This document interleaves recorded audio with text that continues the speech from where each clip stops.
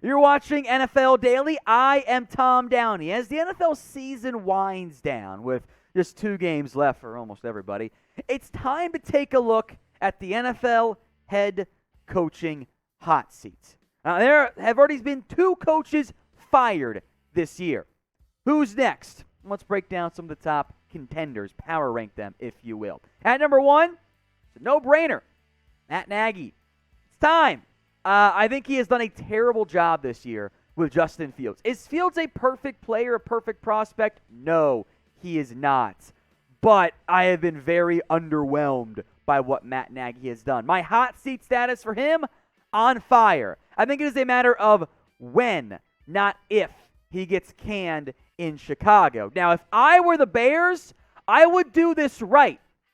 Nagy and Pace have to go. I don't like it when these organizations and teams do the whole, hey, you know what we're going to do? We're going to keep one of the head coach and GM for a year and then fire the other, and then 2 years later, fire the guy we hired the first. I'm like, no, full organizational reset. You have your quarterback, I believe. I think it'd be an intriguing job for several GM head coach candidates. Hit the reset button. I don't think it'd be a long reset, but you got to fire both of them. But it begins with the head coach. Sick in the NFC North here for number 2. That is Mike Zimmer. And this one, I think it's time. Zimmer overall has done a really good job as a head coach. You don't last as long as someone has done like Mike Zimmer by being a shitty head coach. That's not how this works. But his hot seat status is on fire. And I think that's because I believe it is playoffs or bust for Mike Zimmer. If the Vikings miss the postseason with a bunch of brutal losses on their resume this year, I think he's got to go. And you might fire your GM as well, maybe enter more of a long-term kind of reset process given the way your financial situation is set up, the whole Kirk Cousins situation. But I think if the Vikings get eliminated from the postseason, Zimmer gets fired maybe on Black Monday. Now, we've seen Urban Meyer and kind of, sort of, I'll count it, John Gruden get fired already. Who's next? Who will be the next NFL head coach fired? This is the pinned comment on today's video. So, if the ad break happens to play here on YouTube, take advantage of it. Head down there and drop a name for me, the next NFL head coach fired. Those first 2 names, I think, are gonzo. The next batch of names might depend on how the rest of the year plays out. Vic Fangio, the Denver Broncos head coach. I thought he's done a pretty solid job this year, but it's kind of been his MO in recent years. Just not quite enough. Now, Denver is technically alive in the postseason race, but also not really. So I think his hot seat status is currently heating up a little bit at the current moment. I don't know if he sticks around because that offense, and it's not always fair to Fangio, but he is the head coach after all, that offense is boring. They got all these playmakers, 2 great backs, and the offense is so bland and uninspiring. Did Fangio do enough to stick around? I'm not sure if he did in the end. And I think with the Denver Broncos wanting to win now with a likely new quarterback, you get backdoor channel word of, hey, Rodgers doesn't want to play for Fangio, or Wilson doesn't want to play for Fangio, you make an adjustment there. So Fangio is in that coin toss category for me right now. Now, if you didn't get what you want for Christmas, it's okay. Sometimes you were naughty instead of being nice. But you can get yourself an NFL jersey right now for under $90 at chatsports.com/jersey deal. A wide variety of official Nike NFL jerseys for whatever team you're a fan of. Here are some of the great ones. We're shuffling through them right now. Are available at chatsports.com/jersey deal. And yes, folks, some rookie jerseys are included in that grouping. Chatsports.com/jersey deal. I'll put that link in both the comment section and in the description. Tons of variety for whatever team you're a fan of.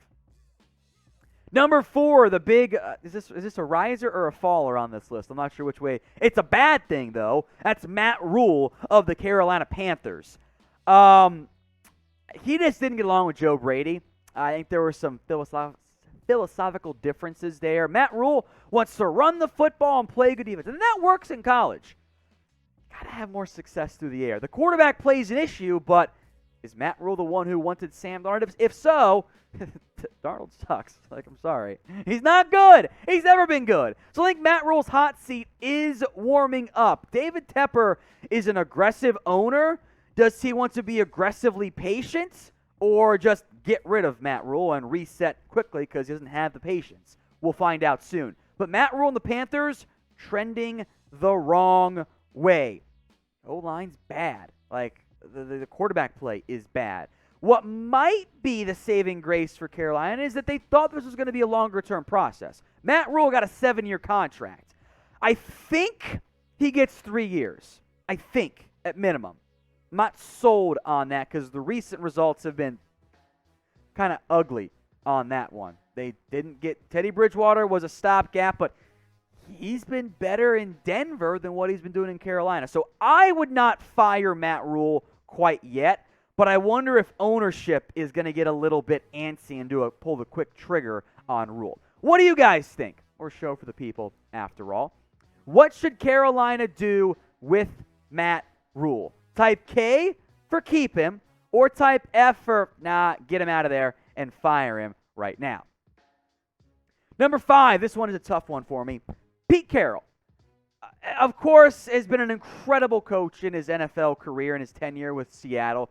Sustained long-term success until this year. And at his age, at his situation with Russell Wilson, with his kind of outdated mindset, wonder if the era is over. I think his hot seat is warming up. I don't think this might not be a firing. This might be a retirement situation. Like, what happened if Russell Wilson says, I want out no matter what? Does Pete Carroll want to hang around for a rebuild? What if Russell Wilson says, I don't want to be here if Carroll's here? Do you pick the old head coach over the quarterback? I'm not sure.